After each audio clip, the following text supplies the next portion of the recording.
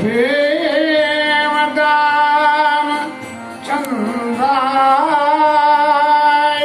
नमः। श्री रामभद्राय नमः। श्री सीताराम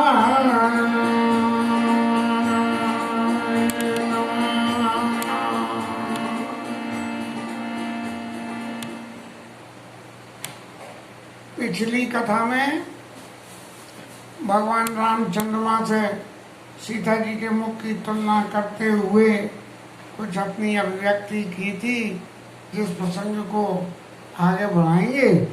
कल बाबू जी का श्राद्ध था, इसलिए कथा तो विश्राम में रही और भोग प्रसाद सेवा खूब चकाचक हुई।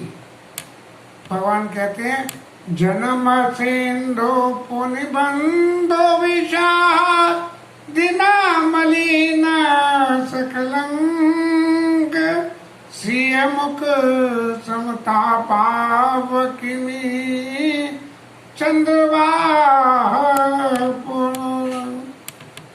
के चरित्र में दोष है कि सिंधु से जन्म है और समुद्र से निकला हुआ विष भी उनका भाई है, लेकिन गुण भी तो है कि अमृत भी तो उनका भाई है। लेकिन जब जीवन में किसी के एक तरफ हमारा मन लग जाता है, तब हम अवगुणों की चर्चा ज्यादा ध्यान रखते हैं और गुणों की चर्चा कम ध्यान रखते हैं। ये लौकिक जगत की रीति है।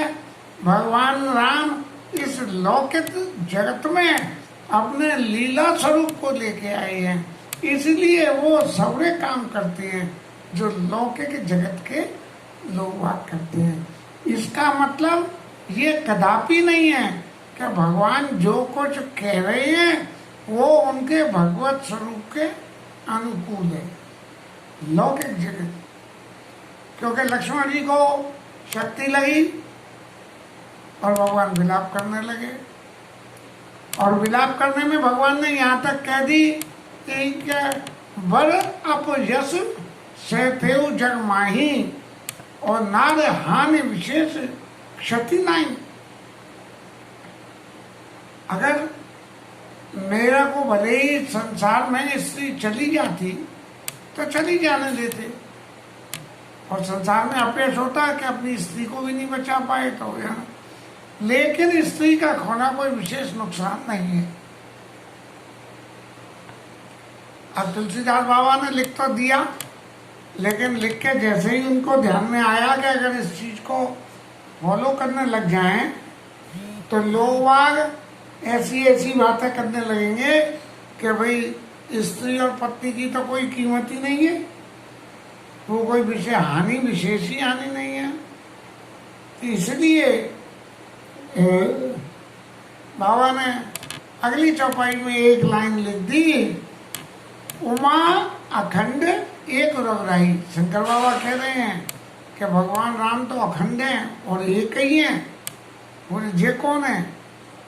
बोले जी लीला कर रहे हैं। नरगति भगत कपाल दिखाई कि मनुष्यों की क्या गति होती है, उसका दर्शन भगवान ने कराया है। तो ऐसे ही जब भगवान सीता जी के मुख की तुलना चंद्रमा से करते हुए और ये कह रहे हैं कि जन्म सिंधु पुनि बंधु विशुद्ध मलिन सकलंग और सीएम कुसुमता पाव किमी चंद्र बापुरो रंग, ये चंदा मामा सीता जी से मुख की तुलना कैसे कर सकता है? सुंदरता कौन सुंदर करे छवि जन दीप शिकारी। सीता जी का सौंदर्य तो ऐसा है कि वो सुंदरता को भी सुंदर कर दे। आगे भगवान कहते रहे घट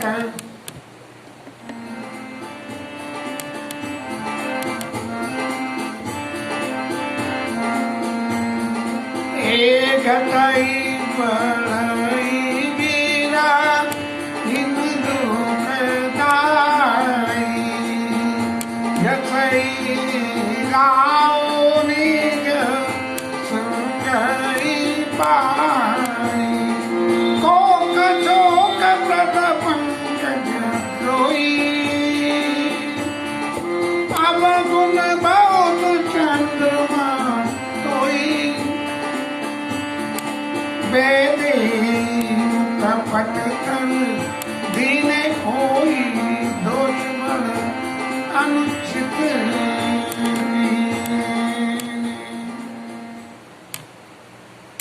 चंद्रमा घटने पड़ने से अंधेरा हो जाता है तो विरही लोगों को तकलीफ पहुंचती है। चंद्रमा की चांदनी को, विरह में जो ताप होता है, चंद्रमा की चांदनी उस ताप को शांत करती है।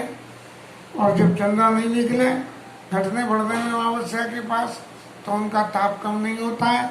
और घसई राहु दी संजय पाई, और राहु महाराज को तो जब मौका लगता है तब मुँह में भर लेते हैं उन्हें। कोकी को तकलीफ देने वाले हो महाराज तुम तो, और कमलों के द्रोही हो, कमलों से द्रोह करते हो, तुम निकलते हो और कमल जो है सिंक हो जाते हैं, जबकि सूर्य नारायण निकलते हैं तो खिलते हैं। तो ऐसे तुम कमलों के भी रही हो। और कहाँ तक महाराज कही जाए, तुम्हारे में तो चंद्रमा में इतने दोष हैं, इतने दोष हैं, आपको ना बहुत चंद्रमा तो ही कि कहाँ तक वर्णन करें, यहाँ तक भी वेदे ही मुख पर तर दीने, इसलिए सीता जी के मुख को। अब ये सीता जी का मुख या वेदेई, वेदेई है जनक तनया, हाँ, और सीता है सीता राम जी। तो वेदेई मुख पर तर दीने हो दोष और अनुचित कीने। यदि हम उन्हें जो है दे देंगे, उपमा दे देंगे चंद्रमा को, तो बहुत तकलीफ हो जाएगी, बहुत बड़ा दोष हो जाएगा। सीएमओ का छवि भी दुब्याज बखानी, सीता जी के मुख की छवि जो भगवान राम के मन में बसी जाके, हाँ, तो चंद्रमा के भाई ने उनकी मुख की छवि के कुछ गुणों की चर्चा भगवान ने कर दी। और गुरु पई चले निशा पड़ जानी, संध्या करने में कितना मन लगा ये तो मालूम नहीं, लेकिन अंधेरा काफी हो गया। तो ये सोच के कि बहुत रात हो गई, और वशिष्ठ जी वो विश्वामित्र जी महाराज कह रहे होंगे कि रामलाल जी आज तो बड़ा संध्या में आपका मन लगा, क्या बात है। तो इस पहले के नहीं वो नहीं करी मोने चरण सरोज प्रणामा, आयस पाई की न विश्रामा। उनके चरणों में प्रणाम करके और विश्राम करने चले गए।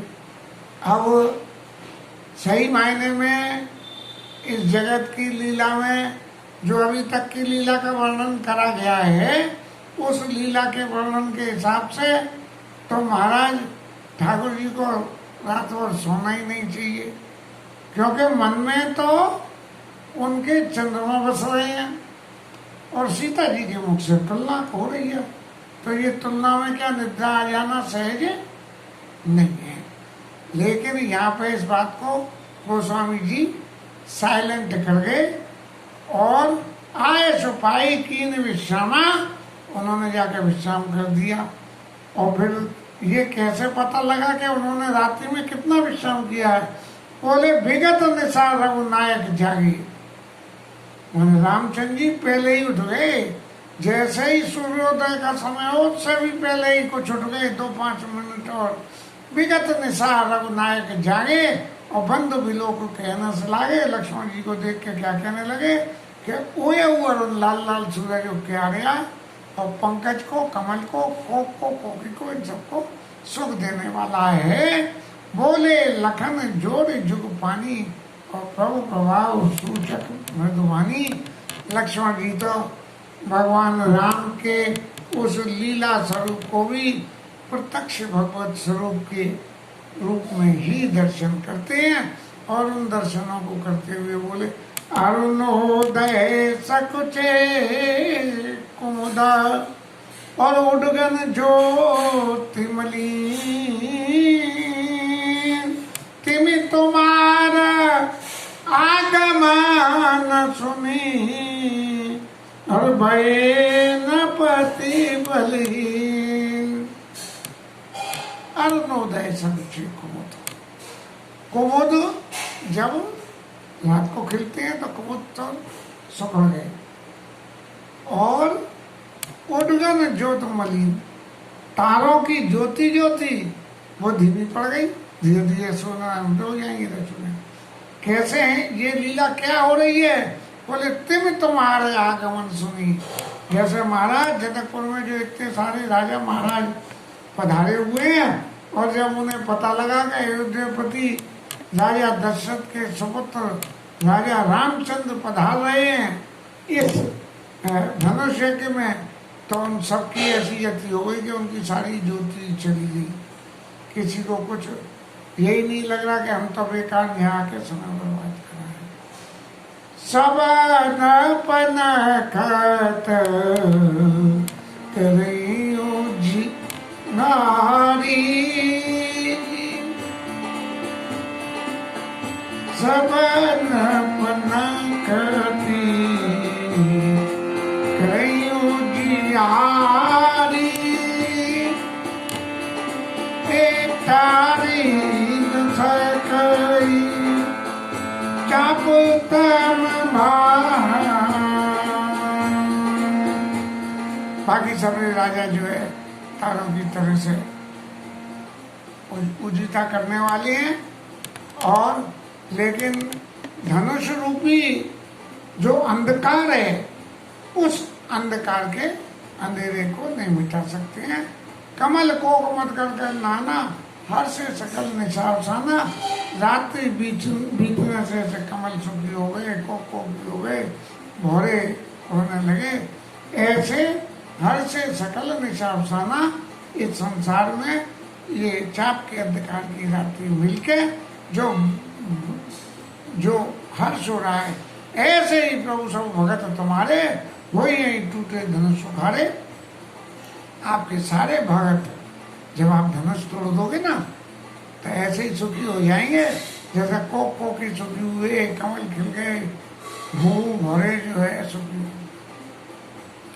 उदय भानु बिनु भवतम नासा, नखत दुरे नखत जग तेज प्रकाशा।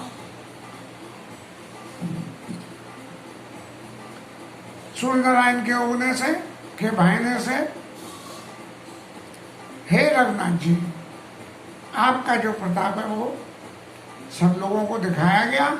और दुरे नखत जग तेज प्रकाशा, जो चाप के अंधकार की जो रात्रि थी, दुरे नखत जन तेज तेज विकासा प्रकाशा, जग तेज प्रकाशा, संसार में आपके तेज की रोशनी रोशनी में। रवि निजोदय ब्याज लग रहा, प्रभु प्रताप सब नपन दिखाया, तब भुजबल महिमा उद्घाटी, प्रगति जन विघटन परिपाटी। आपके बाहों की महिमा धनुष के समान एक ऐसे उके आ गई, और सब लोगों को ये दिखाई दे, नित्य क्रिया करी गुरु पहिया।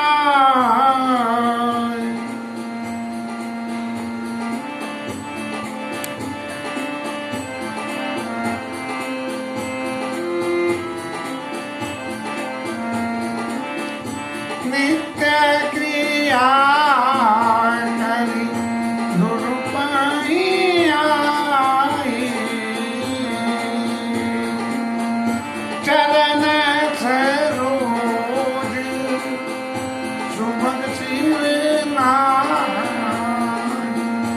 सो के उठ के नित्य क्रिया करके गुरु जी के पास आए और चरणों में प्रणाम कराए।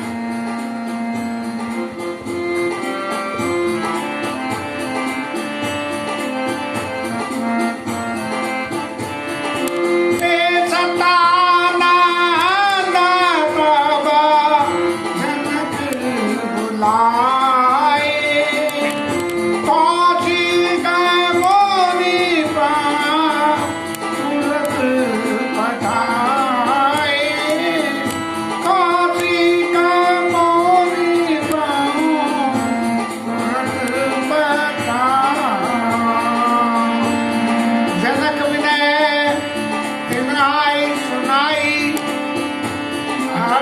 से बोल लिए दो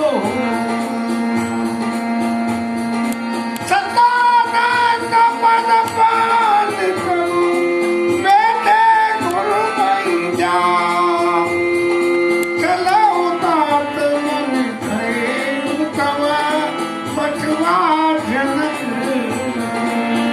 बनाई।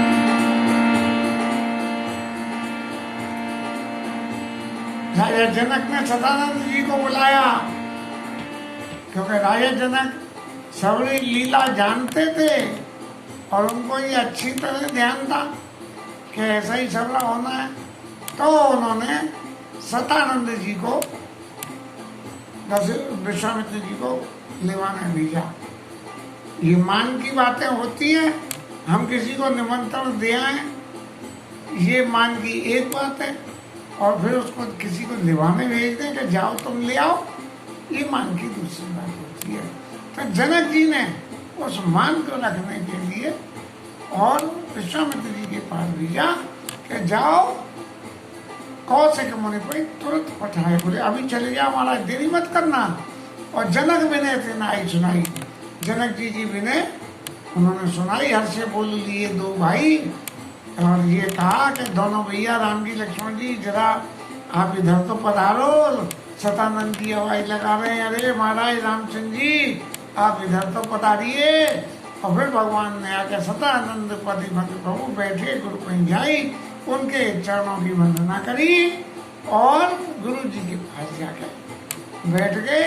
और फिर गुरु जी ने कहा चले उतार तुम उन्हें कहे, तब पटवा जनक बुलाई। सदानंद जी बोले कि आपको राजा जनक ने बुलाया, इसलिए आप हमारे साथ चलिए।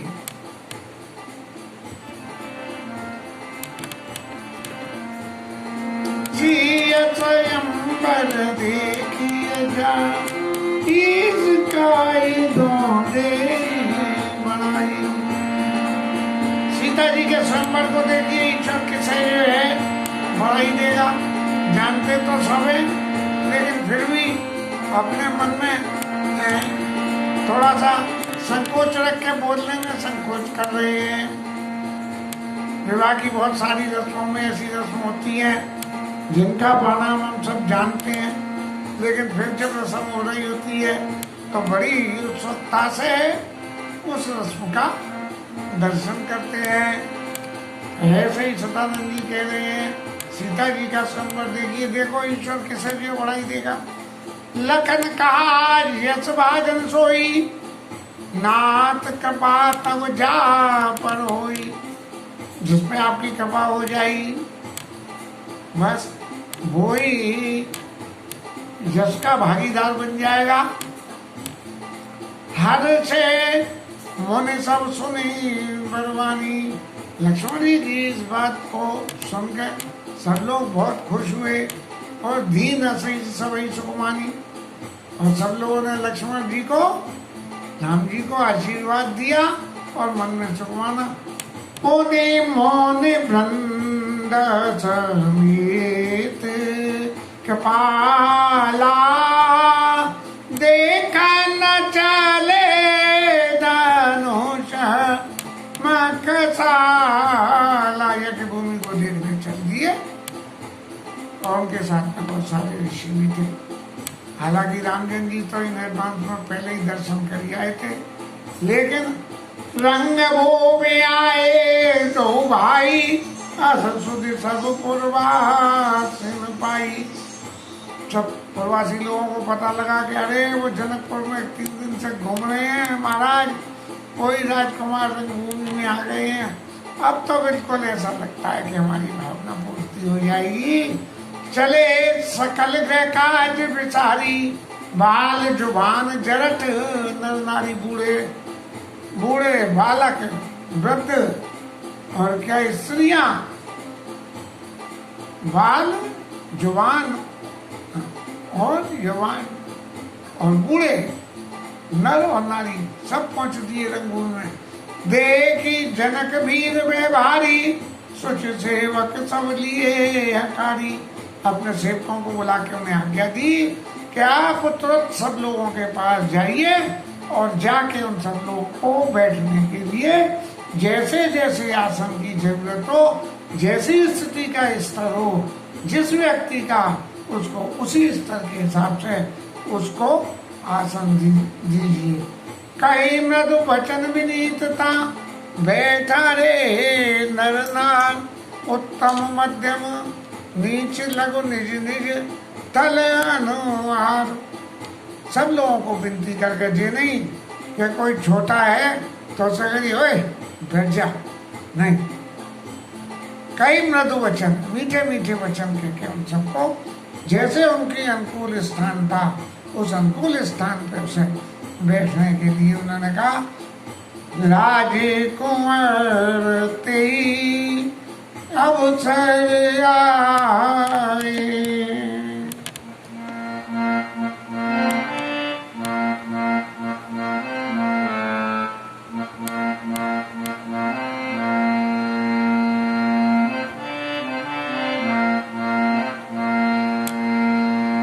राजकुमार तेई अवसर आए, मनाऊ मनोहर तातन छाए, गुण सागर नागर नरवीरा, सुंदर श्यामल गौर श्रीराम। लोगों ने सुना कि राजकुमार यज्ञ भूमि में आ रहे हैं तो भीड़ हो गई, भागते चले आए और आके देखने लगे। अब जैसे ही वो लोग आए हैं तभी राजकुमार थे अप्सरा इस वक्त भगवान राम भी वहां पहुंच गए। मनो मनोहरता तंझाए, माने शोभा की सीमा खुद ही शरीर रख के वहां आ गई हो। गोस्वामी जी की एक सबसे बड़ी बात है कि जब किसी की उपमा कुछ देनी होती है तो जिससे उपमा दी जाती है कह देते हैं वो ही पधारी है। मनोहरता ही आ गई, सुन बिलाप दुख दुख लागा, क्या दुख को भी दुख लग गया। ऐसी उपमा गोस्वामी जी देते रहते हैं और ये उनकी खास है। गुण सागर नागर नरवीरा, सुंदर श्यामल गौर शरीरा, गौर सुंदर श्याम शरीर है और वीर है ये लोग। इनकी पर्सनैलिटीज है, भुज प्रलम्ब परिधन मुनि जीरा जटा मुकुट से और नहीं, वो तो महादेव जी के लिए। राज समाज विराज तरूरे, उडगन मौजन जग विदुपूरे। राजाओं के समाज में कैसे बैठे हुए हैं, जैसे दो दो उडगन मौजन जुग विदु पूरे, जैसे तारों के बीच में चंदा मामा हुई आई हो। ऐसे कि राजाओं की शोभा तारों की शोभा के समान हल्की पड़ गई और उनकी कांति जो है होते हैं। जिनकी रही भावना जैसी, प्रभु मूर्ति देखी तिन तैसी। अब भगवान के इस स्वरूप को जैसी जैसी लोगों की भावना रही उसके हिसाब से दर्शन करने लगे, क्योंकि भगवान के लिए तो अब वहाँ भगवान के भक्त भी थे, दुष्ट लोग भी थे, संत भी थे, पूर्ववासी भी थे। तो जब सब लोग वहाँ मौजूद थे तो अब ऐसा तो अवसर था नहीं कि हट अपने जो माँ को विराट स्वरूप के दर्शन कराए, सो सबको दिखा के मोहित कर देते, अर्जुन को कराए, ऐसा नहीं करा। उन्होंने ऐसी लीला रची कि सब लोग अपनी अपनी रुचि के अनुसार भगवान के दर्शन कर रहे। और इसका थोड़ा सा वर्णन कर दिया है। जिनकी रही भावना जैसी, प्रभु मूरत देखी तिन तैसी। कैसी देखी? देखई भूप मारन धीरा, मनो वीर रस धरे शरीरा। जो लड़ने मरने के वीर राजा थे तो उन्हें ऐसा लगा कि जैसे वीर रक्ष प्रत्यक्ष में शरीर रख के आ गया हो। उनको अपनी कांति हल्की लगने लगी। डरे कटल न प्रभु निहारी, जो कुटिल थे उन्हें देख के डरना, अरे बाबा जी तो ऐसा लग रहा है मनो भयानक मूर्ति भारी। भगवान के उस स्वरूप के दर्शन होने लगे, गणेश जी तो बड़े भयानक है, तो हमें मार डालेंगे। देवे असुर छल छोने प्रवेशा, जो राक्षस लोग, मायावी राक्षस राजा शरीर धारण करके वहां आ गए थे, हाँ, उन्हें क्या हुआ, तीन प्रभु प्रगट काल सम देखा, उन्हें बिल्कुल ऐसा लगा जैसे काल साक्षात रूप में आ गया। बोले जी तो अब यहाँ आ गए, तो हमें मार पीट के ही छोड़ेंगे, अब हमारा कल्याण नहीं है। लेकिन सबसे बड़ी बात एक है, क्योंकि भगवान के मायावी स्वरूप से ये दर्शन हो रहे थे, तो लोगों के चित्त की में ऐसी भावनाएं पैदा हो गई। लेकिन प्रत्यक्ष रूप से धनुष यज्ञ को छोड़ के एक भी राजा मैदान से भागा नहीं है, क्योंकि भागता तो फिर बात ही क्या थी। फिर जो धनुष टूटने पर उद्यम हुआ है वो होता ही कहाँ से। इसलिए भगवान ने अपने प्रताप को, प्रवासियों को दर्शन कराने को, उनको छद्म रूप से दर्शन दिए कि मन में तो समझे लेकिन आंखों पर विश्वास नहीं हो कि जी हम देख रहे हैं ये वास्तव में ही सन। और पुरवासी न दे के दो भाई, नरभूषण लो जन सुखदाई। पूर्ववासियों ने, जनकपुर वासियों ने बिल्कुल भगवान राम का ऐसा दर्शन, पूर्वासन देखे दो भाई नरभूषण, जैसे मनुष्यों के आभूषण के समान हो। मनुष्यों में सर्वश्रेष्ठ मनुष्य हैं, इनसे ज्यादा कोई श्रेष्ठ हो ही नहीं सकता। और आंखों को, लोचन को, आंखों को भगवान की छवि को देख के आंखों को ही शकुन मिल लिया है। कोई बहुत सुंदर चीजें देख के जो आंखों को शकुन होता है, तो जब दर्शन हम करते हैं तभी पता लगती है। ये आंखों के चूंकि जीव नहीं है, इसलिए आंख और सुख को भोग के अपने अंदर रख लेती हैं। वो जिब्या को देती जरूर है, जिब्या बखान करती है, लेकिन जिब्या उसका रस नहीं ले पाती है। ऐसे ही लेकिन जनकपुर की स्त्रियां क्या कर रही हैं कि नारी बिलो कहीं निज निज रुचि अनुरूप। एक व्याख्या में यदि हम कहें तो कोई कांत स्वरूप में दर्शन कर रही होगी, जो गोपियों की अवस्था थी। कोई जो है सासू माँ के स्वरूप में बड़ी है, तो कोई बहन के स्वरूप में दर्शन कर रही होगी। कोई और ऐसी भावना में ज्यादा बड़ी होगी तो बालक रूप में दर्शन कर रही होगी। नारी बिलो कहीं हरछैया निज निज रुचि अनुरूप, जन सोहत सिंगार धर मूर्ति परमाणु। श्रृंगार मूर्तिमान स्वरूप लेके, वही उपमा का कारण है कि श्रृंगार का वर्णन क्या है कि श्रृंगार ने खुद ही शरीर ले लिया। जन सोहत श्रृंगार धरी मूर्त परम अनूप, बहुत ही अनूप, जिसका वर्णन ही न हो सके, ऐसी सुंदर मूर्ति और शरीर रख के यहाँ बैठ गई है। ऐसे अपनी अपनी रुचि में जो जनकपुर की स्त्रियां हैं उनका दर्शन कर रही है। बाकी लोगों ने कैसे कैसे दर्शन करा, इसकी व्याख्या कल की कथा में करेंगे। तब तक के लिए विश्राम। हरिनाम कीर्तन।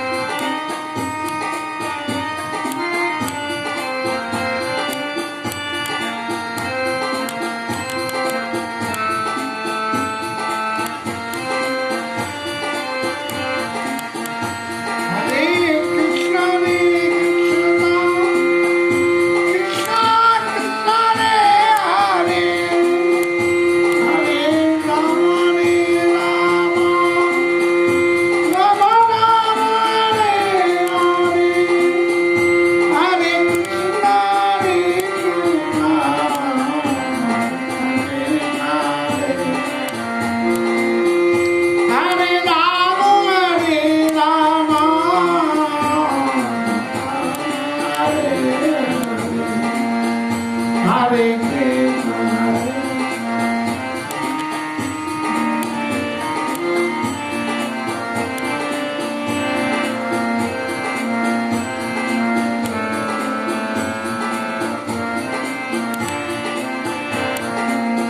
हे राम राम हरे